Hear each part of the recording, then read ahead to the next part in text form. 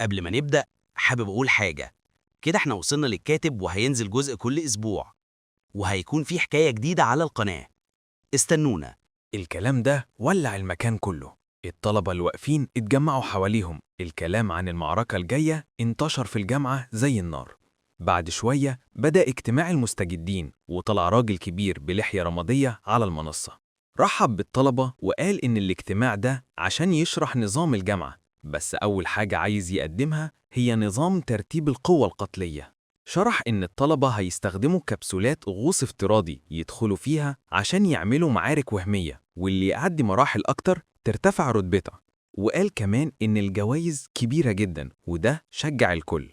بعد الاجتماع اللي استمر ساعة، شو جينج مينج اتمطى وقال لنفسه: الحاجة الوحيدة اللي شدتني هي الكبسولة دي، هجربها بعدين. بس الأول تركيزه كله كان على التدريب اللي هيعمله مع المشرف بتاعه ومع الأخ الكبير ليو مينج. مرت 7 أيام من تدريب عنيف جدا، لحد ما في آخر يوم ليو مينج وقف قدام شو وقال له بدهشة: انت وصلت لمستوى النصف المتقدم من الطبقة الأولى؟ ازاي بالسرعة كده؟ ضحك شو وقال له بهدوء: يمكن حظي كويس. بس جواه كان عارف السبب الحقيقي. هو استنى كذا يوم قبل ما يستخدم النظام، وده قلل تكاليف التطوير ل 380 نقطة بس. فكر: لو كنت صرحت أكتر من كده كنت خوفت ليو مني. لما الحوار خلص، ليو افتكر فجأة وقال له بابتسامة: مش المفروض النهاردة عندك نزال؟ شو رد: أيوة، الظهر. ليه رد ليو ضاحكا: تمام، هقف دقيقة صمت على خصمك. واتحركوا سوا ناحية منصة البث التالتة اللي كانت مليانة ناس. دخل ليو الحلبة وسط أصحابه. واحد قال: فرصة نشوف مدى قوة اللي جاب أعلى نتيجة. واحد تاني رد بسخرية: نتيجة دي صدفة، ليو هيكسبه بسهولة. لكن لما حد قال إن شو كسر رقم القوة البدنية، ضحك ليو وقال: قوة الجسد ملهاش لازمة، المهم هي القدرات الخارقة. وفي اللحظة دي شو دخل الساحة، لابس جاكيت أسود جديد ومعاه رمحه اللامع. الطلبة اتلفت ناحيته ونظرات الإعجاب كانت واضحة، لحد حتى ليو مينج فكر لنفسه: بشكله ده هيسحر نص بنات الجامعة لما يبقى مشهور. من جوه الحلبة ليو لاحظ إن رتبة شو ارتفعت، لكنه كان واثق بنفسه.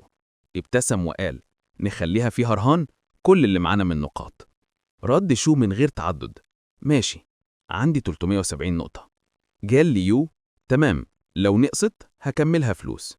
واتفقوا إن النقاط كلها تتحول لحساب شخص محايد، الأستاذة جو يون، مدرسة علاج من الطبقة السادسة، قوية جدا.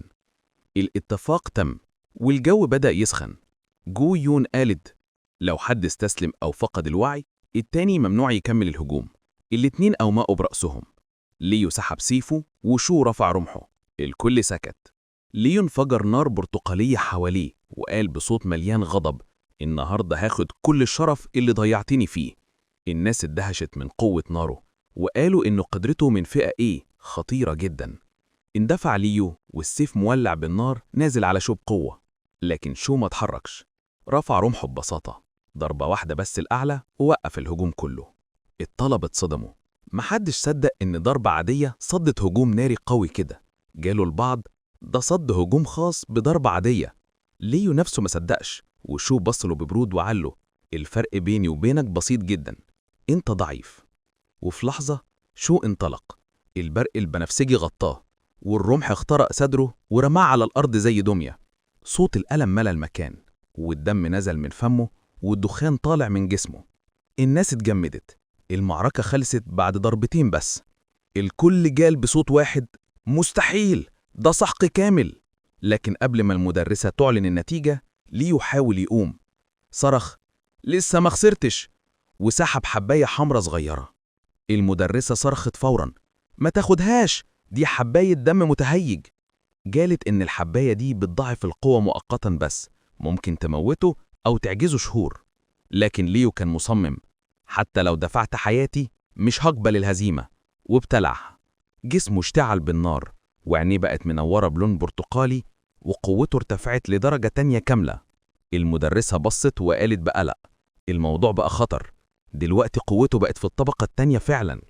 لكن شو جينج مينج ابتسم. قال لنفسه: أخيرا بقت معركة حقيقية.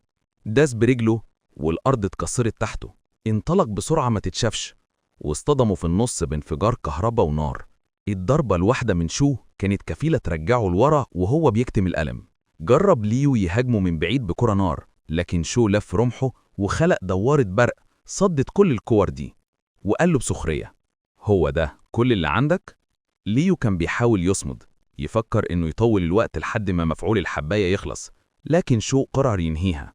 رفع إيده وبدأ يجمع طاقة ضخمة من البرق بنفسجي لحد ما ظهرت رمح من الطاقة الخالصة ضخمة ومتوهجة، وقال: تقنية الرمح الرعدي، ورماه ناحية ليو.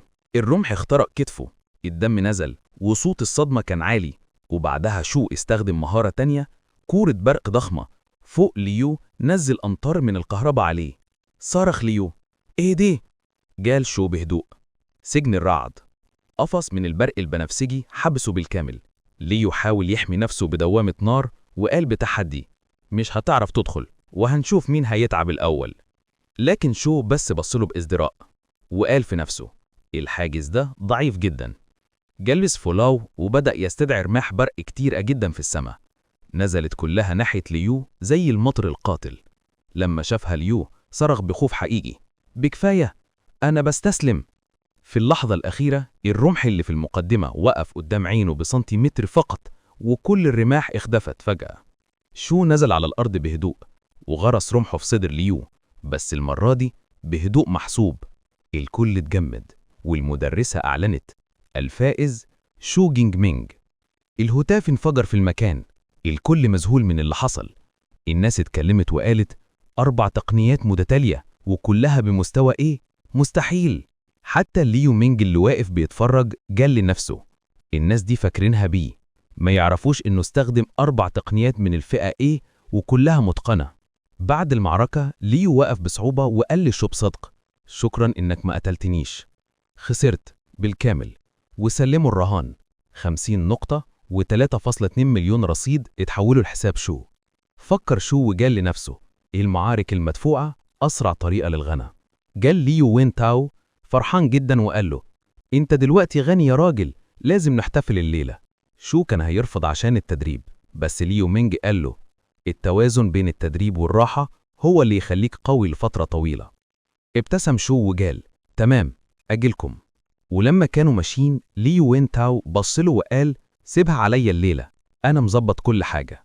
شو كان شكله حاسس إن في مصيبة جاية فسأله: برنامج إيه ده؟ ابتسم وين تاو بمكر وقال: أهم حدث في حياة أي طالب جامعة.